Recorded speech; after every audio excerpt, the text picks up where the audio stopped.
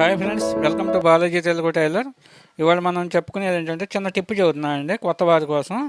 అయితే చాలామంది ఏం చేస్తారంటే కొంతమంది బ్లౌజ్ పీసెస్ ఏంటంటే షింక్ అవుతాయి అని చెప్పేసి తడిపి తీసుకొస్తారు. తడిపి తీసుకొచ్చినప్పుడు వాళ్ళు ఏంటంటే ఎట్టగట్ట తడిపేస్తారు, తడిపి ఆరేస్తారు, అవన్నీ సాగిపోయి ఉంటాయి. అయితే ఇట్లా ముడతలుగా ఉంటాయి అన్నమాట. ముడతలుగా ఉన్నప్పుడు మనం దీన్ని సాఫ్ట్ చేసుకునేది ఎలా అనే దాని గురించి చిన్న టిప్ చెబుతున్నాను అనమాట. ఇదేంటంటే కొత్త వారికి ఉపయోగపడుతుంది అనమాట ఇది. అయితే చూడండి, ఇదంతా చూడండి నలిగిపోయి ఎట్లా ఉందో బాగాలేదు కదా పీసు. అయితే దీన్ని మనం ఎలా సాఫ్ట్ చేసుకోవాలి అనే దాని గురించి చెబుతున్నాను అనమాట. అయితే ఈ వీడియో మీకు నచ్చినట్లయితే సబ్స్క్రైబ్ చేసుకోవడం తప్పనిసరిగా మర్చిపోకండి.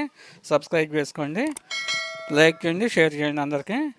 ఇది చెప్తున్నా చూడండి.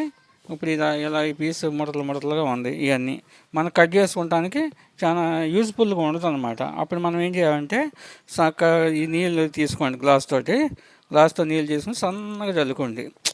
బట్ట తడవకోకుండా మొత్తం శాంతం తడవకుండా కొంచెం ఇట్లా సాఫ్ట్ చేసుకోవాలన్నమాట. అప్పుడు ఇట్లా ఉన్న మడతలు మనకు కటింగ్కి ఉపయోగపడాలి. ఇట్లా ఉన్నప్పుడు కటింగ్కి మనకి సాఫ్ట్ లేకపోతే కుదరదు, మన లెక్క తేడా వచ్చింది అనమాట.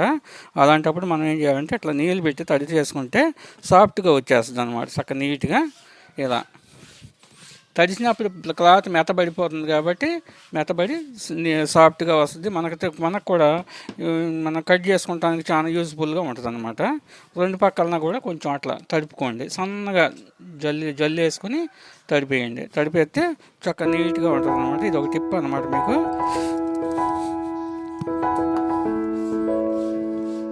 ఇలా చూసారుగా సాఫ్ట్ అయిపోయింది. ఎక్కువగా చల్లకూడదండి, సన్నగా జల్లుపడేలాగా అనమాట. ఎందుకంటే మళ్ళీ బట్ట తడిసిపోతే మళ్ళీ మనకి జరగదు అనమాట. చక్కగా ఇలా తడిపేసుకుని చక్కగా కట్ చేసుకోండి. ఇది మీకు అందరికీ ఉపయోగపడద్దు అని చెప్పేసి ఈ వీడియో కూడా మీకు పెట్టాను అనమాట.